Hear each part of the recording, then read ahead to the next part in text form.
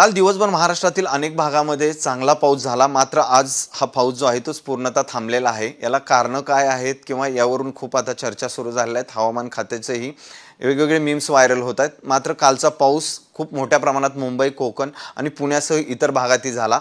हा कशा प्रकारचा होता किंवा आता पाऊस कसा राहील यावर बोलण्यासाठी माझ्यासोबत डॉक्टर मेधा खोले मॅडम आहेत। मॅम, कालच्या पावसाकडे खरं तर खूप मोठ्या प्रमाणात पाऊस अनेक भागामध्ये झाला, कोकण मुंबईमध्ये झाला, पुण्यासह झाला, मात्र आज दिवसभरात पूर्णतः पाऊस थांबलेला आहे। आज सकाळी 8:30 वाजता संपलेल्या 24 तासात 9 जुलैला आपल्याला असं दिसून येतं की कोकण किनारपट्टीमध्ये सर्वदूर पाऊस झाला आहे आणि 24 तासात 200 मिलीमीटरपेक्षा पाऊस होणं, ज्याला एक्स्ट्रीमली हेवी रेनफॉल म्हटलं जातं किंवा अतिवृष्टी सदृश पाऊस, असा कोकणात 4 ठिकाणी अशा ठिकाणी पावसाची नोंद झालेली आहे। आणि ज्याला हेवी रेनफॉल म्हणतो किंवा 65 मिलीमीटरपेक्षा जास्त पाऊस 24 तासात होणं, अशा पद्धतीचा 38 ठिकाणी कोकणात आपल्याला आज नोंद झालेली दिसते। आणि कोकणात सर्वदूर म्हणजे अगदी उत्तर कोकणपासून म्हणजे मुंबईपासून ते आपण रत्नागिरी, सिंधुदुर्ग, देवगड, बरेच गुहागर, दापोली, अशा हर्णई, अशा अनेक ठिकाणी आपल्याला दिसतंय की 150 मिलीमीटरपेक्षा 24 तासात पाऊस झालेला आहे।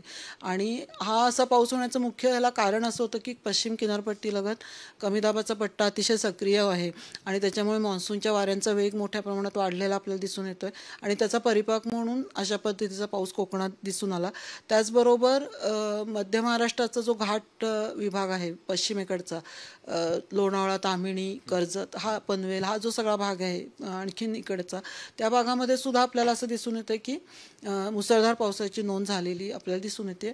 बाकी पुणे जिल्ह्याचा आणि मध्य महाराष्ट्राचा जो पूर्वेकडचा भाग आहे तिथे मात्र पावसाचं प्रमाण आहे किंवा त्याची तीव्रता कमी दिसून आली, पण मध्यम स्वरूपाचा पण सर्वदूर असा पाऊस आपल्याला दिसून आलेला आहे। खरं तर काल पाऊस होता त्यामुळे आज अनेक शाळांना सुट्टी दिली, त्याचं खरं तर ते मीम्स वगैरे व्हायला सगळं हवामान खात्यावर होतं। त्या रेड अलर्ट आणि याच्या संदर्भात काय सांगाल की पुण्यासाठी होता का किंवा महाराष्ट्रातील अनेक भागासाठी होता का?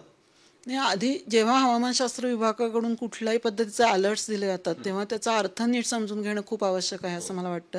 कारण त्या अंदाजामध्ये किंवा त्या अलर्टमध्ये विशेष करून म्हटलेलं असतं किंवा ते स्पेसिफाय केलेलं असतं की कुठल्या भागासाठी हा अलर्ट दिलेला आहे किंवा कुठल्या काळासाठी हा अलर्ट दिलेला आहे। म्हणजे त्याच्यामुळे टाईम आणि लोकेशन आणि त्याची व्हॅलिडिटी पण दिलेली असते की हा अंदाज दिल्यापासून किती वेळासाठी हा अंदाज आहे, त्याची व्हॅलिडिटी किती वेळापर्यंत आहे किंवा कुठल्या भागात होणार आहे, हे सगळं जर नीट समजून न घेता जर त्या अंदाजांकडे पाहिलं तर मला वाटतं ते बरोबर होणार नाही।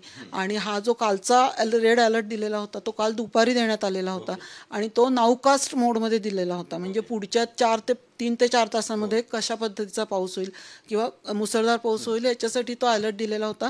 आणि तो पुणे शहरासाठी दिलेला नव्हता, तर पुणे जिल्ह्याचा जो घाट विभाग आहे पश्चिमेकडचा, किनारपट्टी कोकण किनारपट्टीला लागून असलेला जो पश्चिम घाट विभाग आहे त्या घाट विभागासाठी दिलेला होता। त्याच्यामुळे हे तिथे अगदी स्पेसिफिकली मेन्शन केलेलं होतं की isolated heavy to very heavy rain in ghat areas of Pune district. तर अशा पद्धतीने हा रेड अलर्ट आणि तो पुढच्या 3 ते 4 तासांसाठी दिल्यापासून, म्हणजे काल संध्याकाळ ते रात्रीचा सुरुवातीचे काही तास या काळासाठी तो व्हॅलिड होता आणि तशा पद्धतीचा पाऊस झाल्याची नोंद आपल्याला दिसून आलेली आहे। आजचा जर आपण नोंद पावसाची आकडेवारी पाहिली तर त्याच्यामुळे हवामानशास्त्र विभागाने दिलेला रेड अलर्ट चुकीचा होता किंवा त्याचं तसं नाही येते, म्हणजे असं मी इथे सांगू इच्छिते की तो अलर्ट बरोबरच होता आणि ज्या पद्धतीने तो अंदाज किंवा अलर्ट दिलेला होता त्यानुसार पावसाची नोंद झालेली आपल्याला दिसून येते आहे। ला निनो आणि एल निनोचा खरं तर आत्ता काय परिणाम होतोय, त्याचा पाऊस कसा असेल त्याच्यानुसार काय? आपल्याला हे माहिती आहे की भारतीय मान्सून जो आहे तो जागतिक पातळीवर सुद्धा अनेक घटकांशी निगडीत असतो आणि त्याच्यापैकी एल निनो आणि ला निना हे जे 2 परस्पर विरोधी घटक आहेत त्यांचा मोठा परिणाम हा भारतीय मान्सूनवर आपल्याला दिसून येतो। एल निनो आणि ला निना म्हणजे थोडक्यात सांगायचं तर पॅसिफिक समुद्रामध्ये जर उष्ण पाण्याचे प्रवाह तयार झाले तर त्याला एल निनो असं म्हटलं जातं आणि त्याचा जो एक काउंटर पार्ट असतो की उष्ण पाण्याच्या ऐवजी थंड पाण्याचे प्रवाह तयार झाले तर त्याला ला निना असं म्हटलं जातं। आणि असं एक सर्वसाधारणपणे दिसून आलेलं आहे की जर एल निनो असेल सक्रिय पॅसिफिक समुद्रामध्ये तर त्याचा परिणाम म्हणून भारतीय उपखंडामध्ये पाऊस हा मान्सूनचा सरासरीपेक्षा कमी दिसून येतो। म्हणजे 1 to 1 रिलेशन नाही आहे, पण बऱ्याच वर्षांमध्ये आपल्याला असं दिसून आलेलं आहे। आणि त्याच्या उलट जर ला निना सक्रिय असेल म्हणजे थंड पाण्याचे प्रवाह निर्माण झाले पॅसिफिक समुद्रामध्ये तर त्याचा भारतीय हवामानावर चांगला परिणाम होतो किंवा मान्सूनचा पाऊस पाऊस सरासरीपेक्षा जास्त असतो. तर मागच्या वर्षी असं दिसून आलं की एल निनो हा सक्रिय असल्यामुळे भारतीय उपखंडामध्ये मान्सूनचा पाऊस हा सरासरीपेक्षा कमी दिसून आला. परंतु आत्ताची जी करंट परिस्थिती आपण लक्षात घेतली तर हा एल निनो जो ॲक्टिव्ह होता मागच्या वर्षी त्याची तीव्रता कमी होऊन तो आता सध्या न्यूट्रल स्टेजमध्ये आपल्याला दिसून येतो आहे.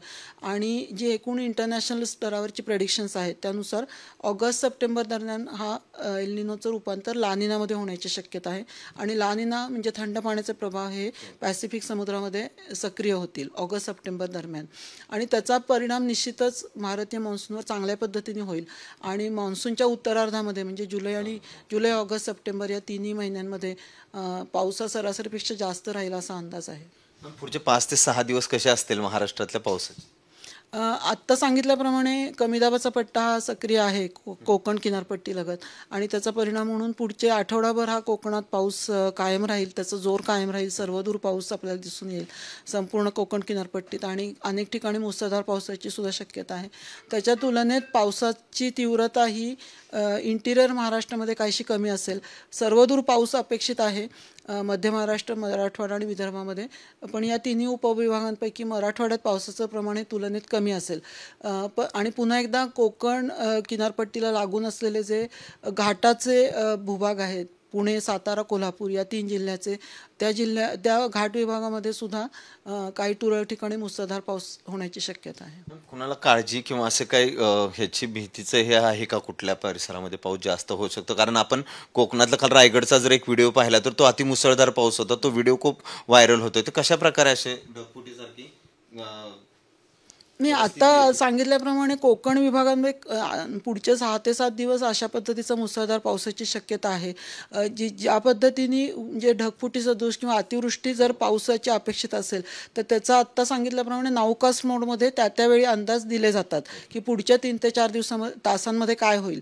अशा 3 ते 4 तासांसाठी स्पेसिफिक अंदाज दिले जातात आणि ते सगळ्यांनी लक्षात घ्यावेत, ते गांभीर्याने घ्यावेत, त्याचा नीट अर्थ समजून घ्यावा असं माझं एक आवाहन आपल्या माध्यमातून राहील.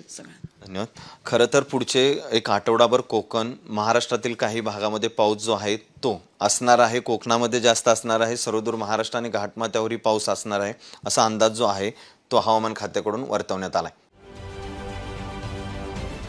महाराष्ट्रातील सर्व बातम्यांचे विश्वासार्ह व्यासपीठ सकाळच्या सर्व सोशल मीडिया प्लॅटफॉर्मला लाईक, फॉलो आणि सबस्क्राईब करा. तसंच सर्व नोटिफिकेशनसाठी बेल आयकॉन प्रेस करायला विसरू नका.